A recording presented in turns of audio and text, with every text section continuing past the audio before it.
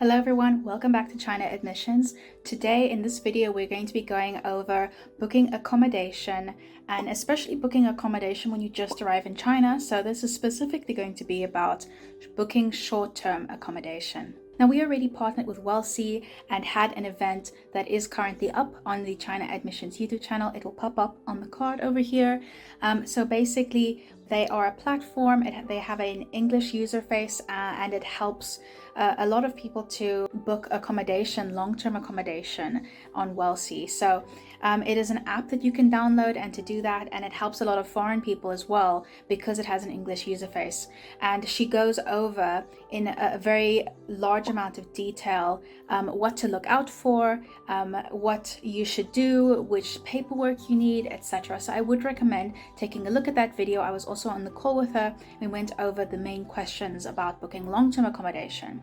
Now, one of the reasons why today we're going to be talking about short-term accommodation is one of the biggest things that she also mentioned was to not book your accommodation before you actually arrive in China.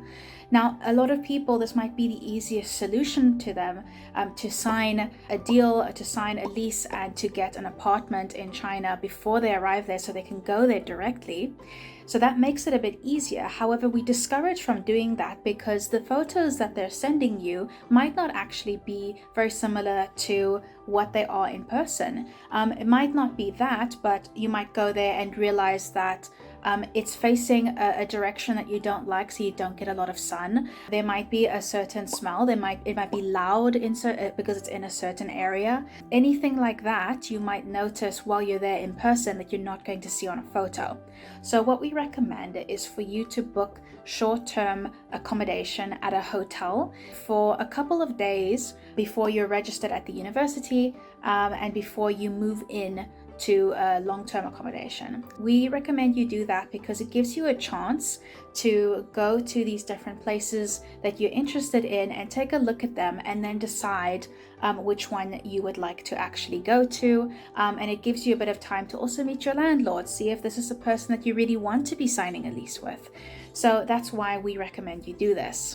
Another reason why this is actually very important is it's very different when you are renting a place in another foreign country or your own home country than in China, because once you've registered to rent a place in China, you need to go to the local Public Security Bureau, the PSB.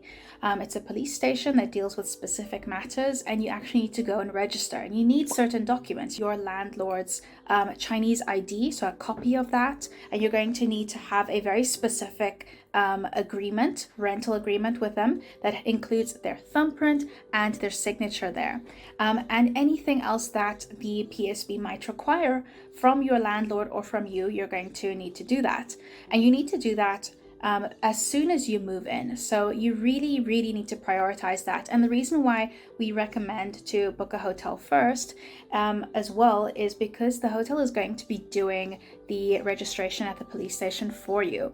So that means that during that first week, you don't have to worry about registering with the police because that's already being done for you. And then you can also figure out which place you're going to rent, where the nearest PSB is that you're supposed to be registering at, and to get all the documentation together and register with the police before you actually move in. So it gives you some time to do that. So a lot of people might say, but booking a hotel is expensive and I'm already going to be paying rent to stay outside of the university, and that's already going to be a bit more expensive than living in a dorm, which is subsidized by the government, so that's cheaper to do so. Not necessarily. You don't have to go stay at the Hilton Hotel or the fanciest, most expensive hotel because you're afraid that people are not going to speak English. It's not going to be very helpful. They're not going to help foreigners.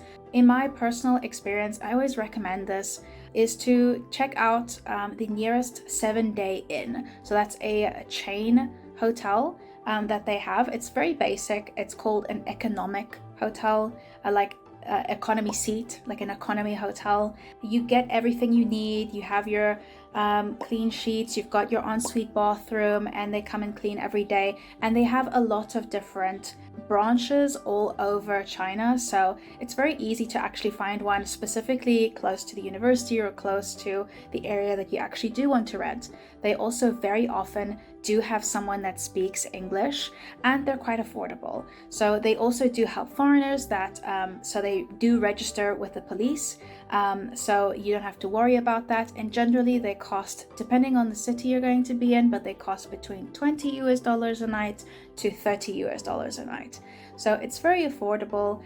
So I would recommend doing that at least for just a couple of days before you have arrived there. If you're able to find a different hotel that you would like to stay at, that's great, but just make sure that they do accept foreigners, because they do have to be registered in a very specific way with the police in order to do that. So some hotels don't have that service available, and then also they won't be able to speak English either. So that's just why I recommend the 7-day inn, because it's what comes to the top of my mind as a very cheap place that you can stay at, that is quite nice and is also taking in foreigners as well with no issues. Now, when booking this accommodation, a lot of people will go onto like Airbnb. However, it's a bit different using Airbnb for booking something in China. So what I recommend is taking a look at websites like booking.com, Agoda, or just going onto Google and looking at Google hotels, because a lot of those places are registered on Google and you can just book them there. Now, some people might ask, why can't I just get a dormitory at the university? So this is something that you can do for a lot of degree options. So if you're applying for a bachelor's, master's, PhD, then you're not really going to have an issue with getting accommodation on campus. They do prioritize degree students, or they might only accept degree students for their international students' dormitories. So that means that you will be able to get a dormitory there. That is something that we do recommend, because the campuses are very big, and it's going to make your life a lot easier. It's going to be a lot cheaper. So we recommend to do that. If you can't, the reasons why you might not be able to is usually if you are doing a non-degree program. So if you're doing a Chinese language program or a foundation program or any other kind of program, they might not have, or very often they don't give accommodation options. So that is when you're going to have to look at getting your own accommodation. You can also look into shuttle buses, as some hotels do offer a shuttle bus for free or at a small cost, that will pick you up at the airport and bring you straight to the hotel. So if you can do that, that might make your life a lot easier. Otherwise, just make sure to have a screenshot of the location of the hotel in Chinese, and you can just get a taxi there. Make sure to carry Chinese money on you so that you can afford the ride, and just make sure to bring enough to cover the ride. So I would recommend 100 RMB to 200 RMB depending on how far the airport is from your hotel, so that you can get there. And also inform the hotel of when you will be landing and when you will be arriving. Sometimes certain options you will land at the airport later in the evening, and you will actually, if you arrive there, there might not be anyone available for check-in. So you need to inform them if that is the case, so that they can have someone there that can help you check in.